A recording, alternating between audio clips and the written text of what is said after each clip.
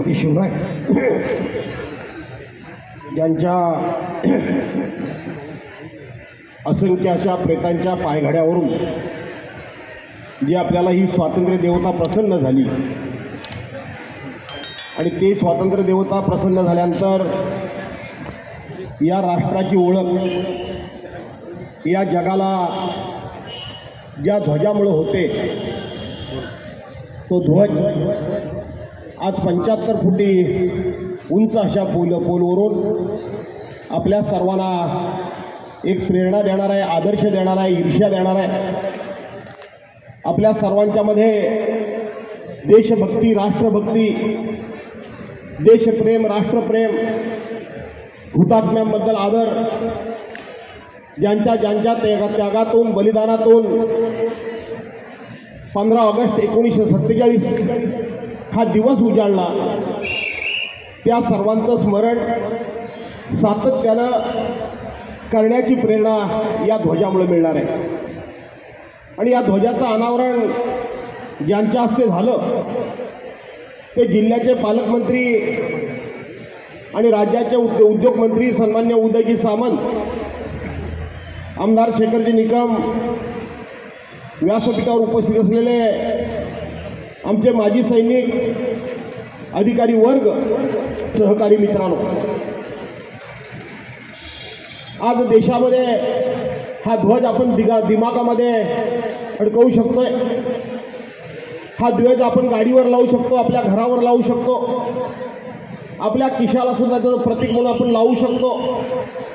परंतु हा ध्वज फडकवण्याचा सन्मान मिळावा, ही संधी मिळावी, हा अधिकार मिळावा, याकरता अनेकांनी आपल्या प्राणांची आहुती दिलेली आहे. ही स्वातंत्र्य देवता प्रसन्न व्हावी म्हणून अनेकांनी आपल्या संसाराची, आपल्या स्वप्नांची या ठिकाणी रांगोळी करून घेतलेली आहे.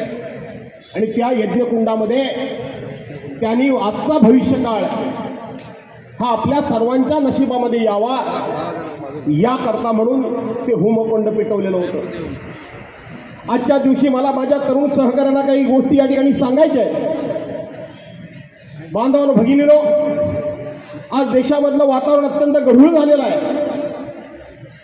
आज कुणीतरी उठायचं, स्वातंत्र्यवीर सावरकरांच्यावर टीका टिप्पणी करायची, कुणीतरी उठायचं लोकमान्य टिळकांवर टीका टिप्पणी करायची, कुणीतरी उठायचं महात्मा गांधींवर टीका टिप्पणी करायची, कुणीतरी उठायचं पंडित जवाहरलाल नेहरूंच्यावर टीका टिप्पणी करायची, कुणीतरी उठायचं आणि सरदार वल्लभभाई पटेलांच्यावर टीका टिप्पणी करायची.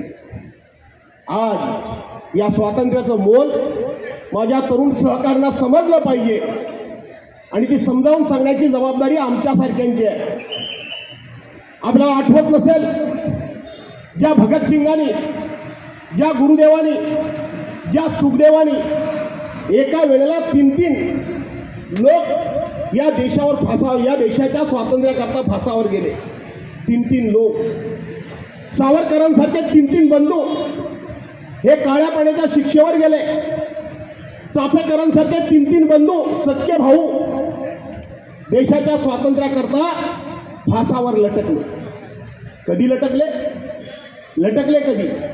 ज्या वयामध्ये हसायचं, खेळायचं, बागडायचं, मौज मजा करायची, बहिणीनं आपल्या भावाच्या हातामध्ये राखी बांधायची, प्रेयसीनं, पत्नीनं आपल्या उद्याचा होणारा भावी पती म्हणून ज्याच्या गळ्यामध्ये त्या ठिकाणी हार घालायचा आणि त्यानं तिच्या गळ्यामध्ये मंगळसूत्र बांधायचं आणि भावी स्वप्न पाहायचं, त्या वयामध्ये हे सगळे फासावर लटकले.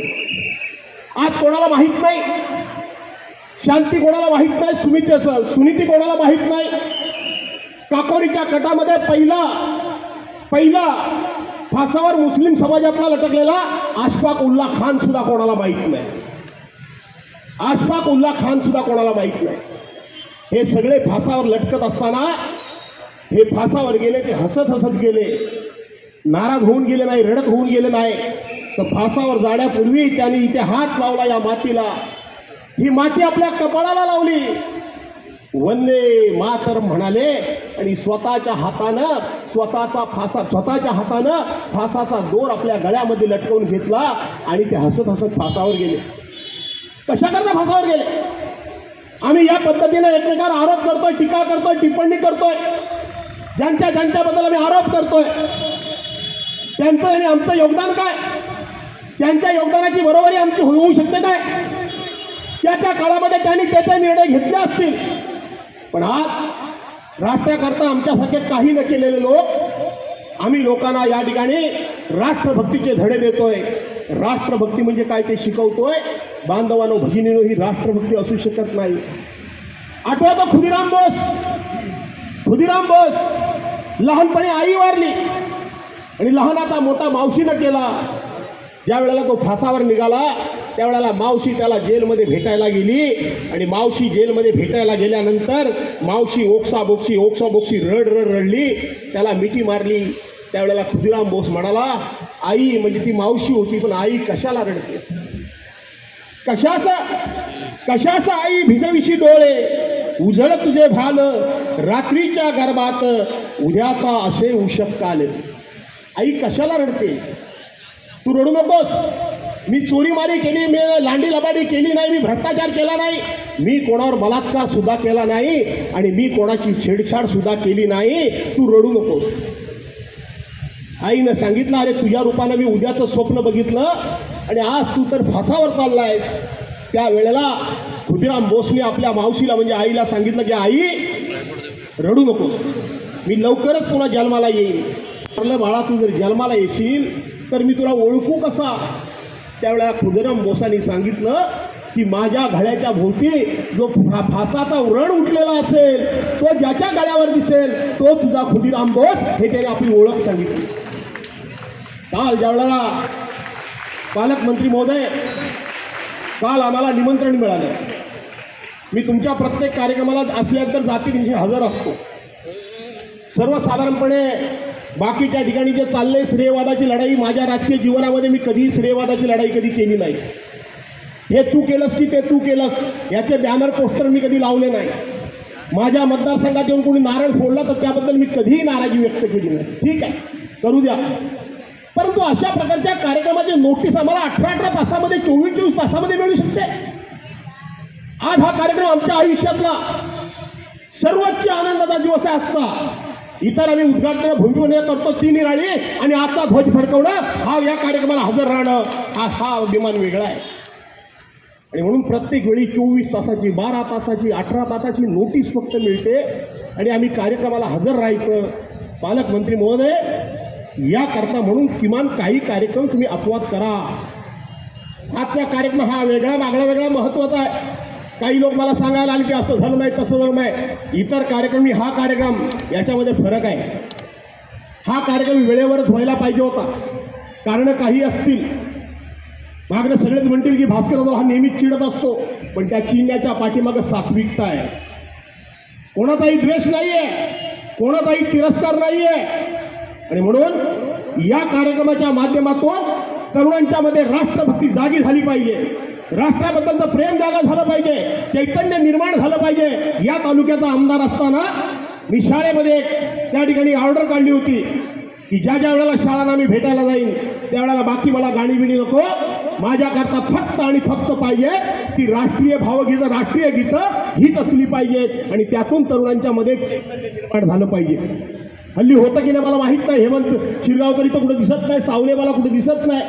आम्ही सांस्कृतिक केंद्रामध्ये त्या काळामध्ये फक्त देशभक्तीवर गाण्यांचा कार्यक्रम आम्ही करायचो आणि हजारो ग्रुप मिळायचे. यातून लोकांच्या मनामध्ये राष्ट्राबद्दलचं प्रेम निर्माण झालं पाहिजे. आणि म्हणून बांधवांनो, भगिनीनो, या देशाकरता आम्ही काय दिलं याचा विचार केला पाहिजे. या टीका टिप्पणीमध्ये, आरोपामध्ये गुंतून पडू नका, अडकून पडू नका. तर देशाला समृद्ध करण्याकरता आम्ही काय योगदान देऊ शकतो, आणि हे योगदान सैन्याच्या रूपानं असेल, विकासाच्या रूपानं असेल, अर्थकारणाच्या रूपानं असेल, कुठल्याही रूपानं देशाकरता आम्ही काय देतो याचा आजच्या दिवसानं तुम्ही आम्ही विचार केला पाहिजे. तुम्ही आम्ही विचार करण्याची गरज आहे आणि तो विचार तुम्ही करावा, ही माझी आग्रहाची आणि कळकळीची तुम्हाला सर्वांना विनंती आहे. आग्रहाची आणि कळकळीची विनंती आहे. आणि म्हणून पुन्हा एकदा हा झेंडा संचार है हमारा, विजयी विश्व तिरंगा प्यारा। आज 75 फुटाचा झेंडा आपण सर्व उभा केला। हा झेंडा जगामधल्या सगळ्या राष्ट्राला या राष्ट्रावर विजय मिळवेल अशा प्रकारचा हा संदेश आहे। अशा प्रकारचा सगळ्या राष्ट्रावर संदेश मिळेल। हा विजयानं कायम फडकत राहील। हा आम्हाला प्रेरणा देईल, हा आम्हाला स्फूर्ती देईल। राष्ट्रभक्ती म्हणजे काय ते जाऊन बघा। इस्रायल आणि परवाच्या दिवशी हमासचं झालेलं युद्ध नजरेसमोर आणा। युक्रेन आणि त्या रशिया यांचं चाललेलं युद्ध बघा। एवढंसं युक्रेन राष्ट्र, एवढंसं त्या ठिकाणी हमास बरोबर मी बोललो ते इस्रायल राष्ट्र, एवढंसं राष्ट्र 24 तासात आम्ही पुतीननी सांगितलं युक्रेनला 24 तासात आम्ही पराभूत करू। पण तिथल्या राष्ट्राचा राष्ट्रप्रमुख या ठिकाणी सैन्याचा ड्रेस घालून उभा राहिला आणि अख्खं राष्ट्र जगण्याकरता नाही तर मरण्याकरता त्याच्या पाठीमागं उभं राहिलं आणि रशियाला गुडघ्यावर त्याने आणण्याचं काम केलं। याला राष्ट्रभक्ती म्हणतात, याला राष्ट्रभक्ती म्हणतात। आणि म्हणून ही प्रेरणा तुम्हाला या सर्वातून मिळावी। नगरपालिकेच्या हद्दीत कार्यक्रम आहे की कोणाच्या हद्दीत आहे मला माहीत नाही। आमच्या अधिकाऱ्यांच्यावर मी चिडायचं कारण पण तेवढंच आहे, ते बिचारे येतात आणि रात्रीची गायवाया करतात, साहेब आताच आम्हाला कार्यक्रम आला। पण मी तुम्हाला खरंच सांगतो, जिल्हाधिकाऱ्यांना मात्र येते अधिवेशनमध्ये मी अधिवेशनमध्ये खेचणार, आता सोडणार नाही मी। कारण शेवटी घटनेनं संविधानानं आम्हाला पण काही अधिकार दिलेले आहेत। त्याच्यामध्ये जो आमचा हक्कभंग हा मोठा प्रस्ताव आहे, तो प्रस्ताव आता मला मांडावा लागेल। तुम्ही काय आम्हाला वेठबिगारी समजता काय? आज दुसरा सांस्कृतिक केंद्र कार्यक्रमात मी येणार नाही, कारण तिथेही वाद होईल। काय अधिकाऱ्यांची हिंमत होते? माझ्या मतदारसंघातला कार्यक्रम असून मला साधा आतापर्यंत निमंत्रण नाही। एवढी मुजोरी तुमची कशी वाढते? काय कलेक्टर प्रशासन चालवतात कलेक्टर का दुसरे काय घरकाम करतात कलेक्टर? तुम्ही जिल्ह्याच्या प्रशासनाचे प्रमुख आहात आणि म्हणून तिथे येऊन पुन्हा मी वाद करू इच्छित नाही। मी आता येत नाही, नाही तर मी या तुमच्या कार्यक्रमाला तिथेही येणार होतो। आज पण या क्षणापर्यंत आम्हाला निमंत्रण नाही, या क्षणापर्यंत। हा मानापानाचा प्रश्न नाही, हा राष्ट्रध्वजा या ठिकाणी फडकवण्याचा प्रश्न असल्यामुळे हा मुद्दा मी उपस्थित केला, नाही तर मी कधीही कार्यक्रमाच्या बाहेर कधी बोललेलो नाही। आणि म्हणून आजच्या कार्यक्रमाच्या निमित्तानं तुम्हाला शुभेच्छा देतो। हा कार्यक्रम नगरपालिकेने केला का कुणी केलाय? गोटेच्या हातात माईक आहे, नगरपालिकेने केलाय। कुठे शिव साधं भिंतेचं औदार्य दाखवत नाही का? त्याला सौजन्य नाही का त्यांच्याकडे? कुठं आली मस्ती ही? आणि म्हणून मला तुम्हाला एक विनंती आहे, जर हे झाड कोणाचं आहे, कोणाच्या खाजगी वसंत बापू चिपळ्यांचं आहे का मला माहीत नाही, कदाचित त्यांच्या जागेमध्ये असेल, कंपाऊंड दिसतंय, त्यांना विनंती करू ही जर समोरची वरची जर झाडं जर छाटली तर मला वाटतं या बाजूनं सुद्धा हा आम्हाला ध्वज दिसेल। या बाजूने हा ध्वज दिसत नाही, मी ते उभं राहून बघितलं, निरीक्षण केलं, या बाजूने ध्वज दिसत नाही आहे। आणि म्हणून त्यांना जर विनंती केली नाही, झाडं जर छाटली, मुळापासून तोडा असं माझं म्हणणं नाही, ही जर झाडं छाटली तर चारी बाजूने हा ध्वज दिसेल। आणि म्हणून आज या ध्वजाला प्रणाम करतो। आजच्या दिवशी तुम्हा सर्वांना शुभेच्छा देतो। हे स्वातंत्र्य चिरायू हो अशा शुभेच्छा देतो आणि त्याच्याकरता तुमचं योगदान लाभो अशी प्रार्थना करून आपल्या सर्वांची रजा घेण्यापूर्वी बोलो भारत माता की, बोलो भारत माता की, वंदे वंदे। धन्यवाद। रत्नागिरी 24 न्यूज चॅनलला आताच सबस्क्राइब करा आणि शेअर करायला विसरू नका।